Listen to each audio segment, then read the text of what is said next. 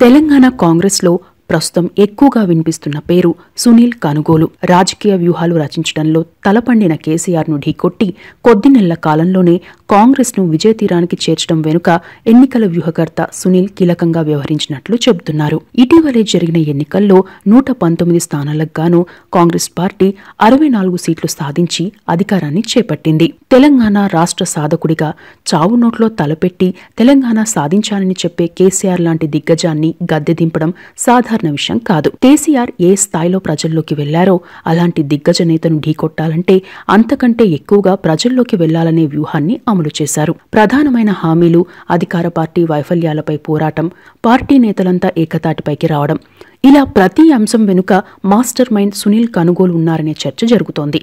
ఈ నేపథ్యంలో సునీల్ కనుగోలుకు సంబంధించిన అంశాలను తెలుసుకుందాం. సునీల్ కనుగోలు బళ్ళారిలో పుట్టారు.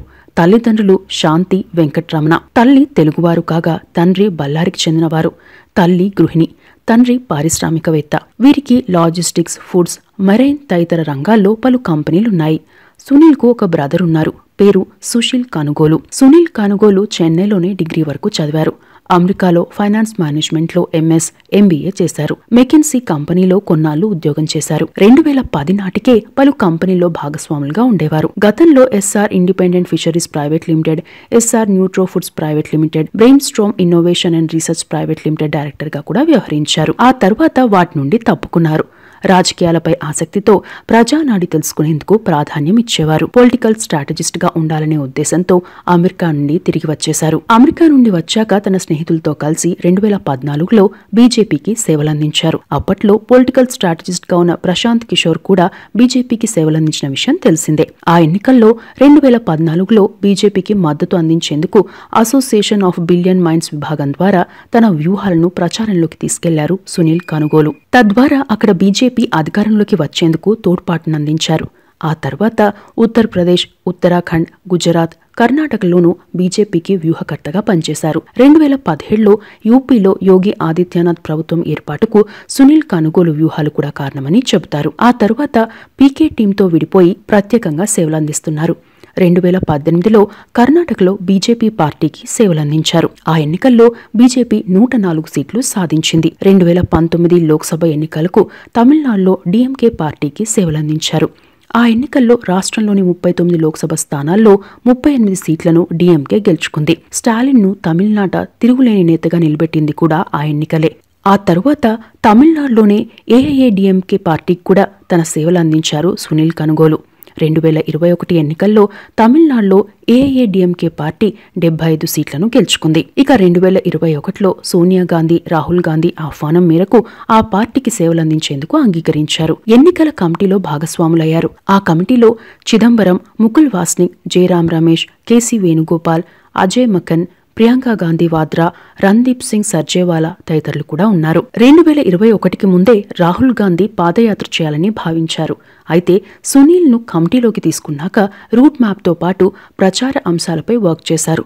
తద్వారా రాహుల్ గాంధీ భారత్ జోడో యాత్రకు సక్సెస్ ని అందించారని చెప్పవచ్చు. 2022 సెప్టెంబర్ 7 నుండి 2023 జనవరి వరకు 14 రాష్ట్రాల మీదుగా 4080 కిలోమీటర్ల మేర రాహుల్ గాంధీ భారత్ జోడో యాత్ర చేపట్టేలా ప్లానింగ్ ఇచ్చారు. తెలంగాణ ఎన్నికల్లో భారత్ జోడో యాత్ర ప్రభావం కనిపించింది కూడా. అదే బాటలో తెలంగాణలోని ముఖ్య నేతలు రేవంత్ రెడ్డి, సీతక్క, బట్టి విక్రమార్కులు కూడా పాదయాత్రలు నిర్వహించారు. గతంలో కర్ణాటకకు సంబంధించి ప్రత్యేక కార్యక్రమాన్ని చేపట్టారు. కర్ణాటక ఎన్నికల వ్యూహంలో భాగంగా బెంగళూరులో ఓ మీటింగ్లో 6000 మంది ఐటీ ఉద్యోగులు హాజరయ్యేలా చేశారు. ఇక కర్ణాటకలో కాంగ్రెస్ పార్టీ గెలిచినందుకు ఎన్ని కారణాలున్నాయో బీజేపీ ఓడినందుకు కూడా అన్నే కారణాలున్నాయి. ముందుగా బీజేపీ వీక్ పాయింట్స్ ని ప్రచారంలోకి తీసుకెళ్లారు సునీల్ కనుగోలు. అందులో భాగంగానే కర్ణాటక బీజేపీకి చెందిన నాయకుల్లో కొందరు చేస్తున్న అవినీతిని హైలైట్ చేశారు. పేసీఎం పేరుతో 40% సర్కారా పేరుతో బీజేపీ ప్రభుత్వంలోని కొందరు చేస్తున్న అవినీతిని ప్రజల్లోకి తీసుకెళ్లారు. ఇక కాంగ్రెస్ పార్టీలో ఉన్న నాయకుల విభేదాలు వీడితేనే అధికారం దక్కుతుందనే వ్యూహంతో కాంగ్రెస్ నాయకత్వం అంతా ఒకే తాటిపైకి వచ్చేలా చూశారని కూడా చెప్పవచ్చు. సునీల్ కనుగోలు వ్యూహాల విషయానికి వస్తే ప్రజల్లోకి ఏ నినాదమైతే త్వరగా వెళ్తుందో చూసి అలాంటి నినాదాన్ని ప్రచారం చేస్తారు.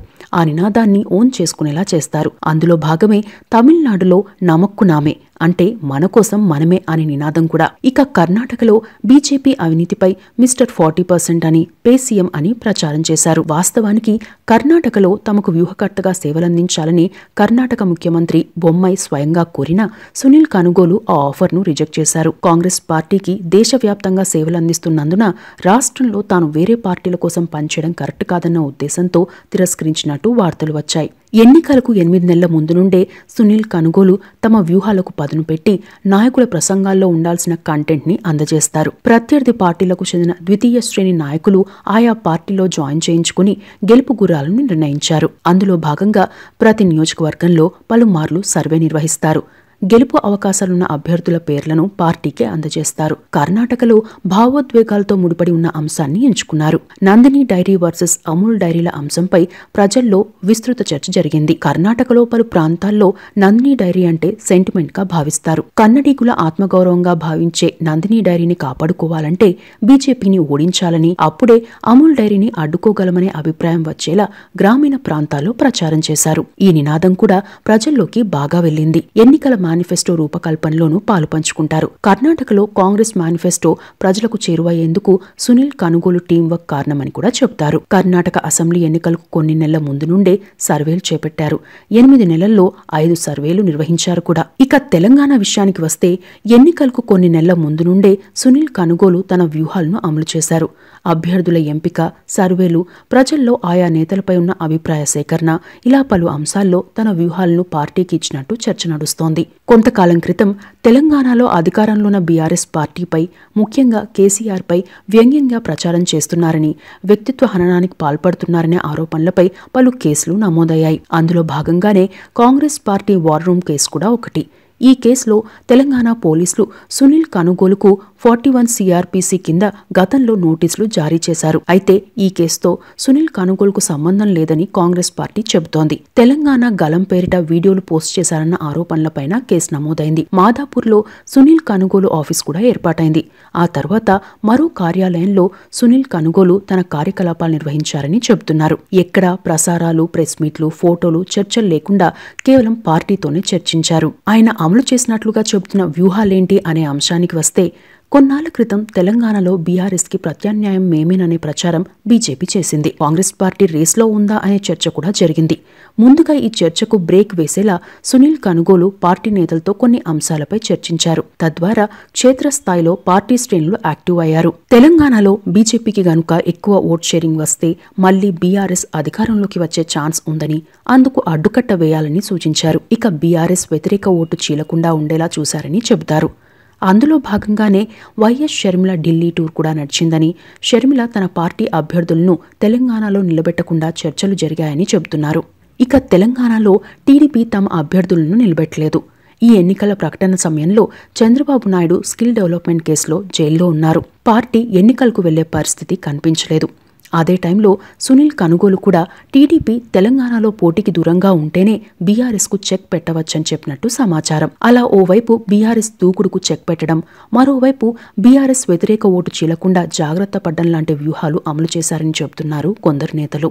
ప్రజలను ఆకర్షించే హామీలపై పలుమార్లు కసరత్తు చేశాక ఆ హామీలపై పార్టీ గ్యారంటీ ఇవ్వడంతో పాటు ఆ హామీలు ప్రజల్లోకి వెళ్లేలా మార్పు కావాలి, కాంగ్రెస్ రావాలి అనే స్లోగన్ కూడా ఆ వ్యూహంలో భాగమని చెబుతున్నారు నేతలు. ఇక్కడే మరో విషయం ఏంటంటే, అన్ని పార్టీలకు సంప్రదాయ ఓటు బ్యాంకు ఉంటుంది. ఆ ఓటు బ్యాంకు చీలదు. తటస్థ ఓటర్లే గెలుపోటములను ప్రభావితం చేస్తారు. వారిని ఆకర్షించేలా తమ వ్యూహాలను అమలు చేశారు సునీల్ కనుగోలు. అయితే ఎన్ని వ్యూహాలు రచించినా నాయకులపై ఉండే విశ్వసనీయత, ఆయా రంగాల్లో నెలకొన్న ప్రజా సమస్యల పరిష్కారానికి వారు చేసే పోరాటమే ప్రజాక్షేత్రంలో ముఖ్య పాత్ర పోషిస్తుంది. ఇవి సునీల్ కనుగోలుకు సంబంధించిన అంశాలు.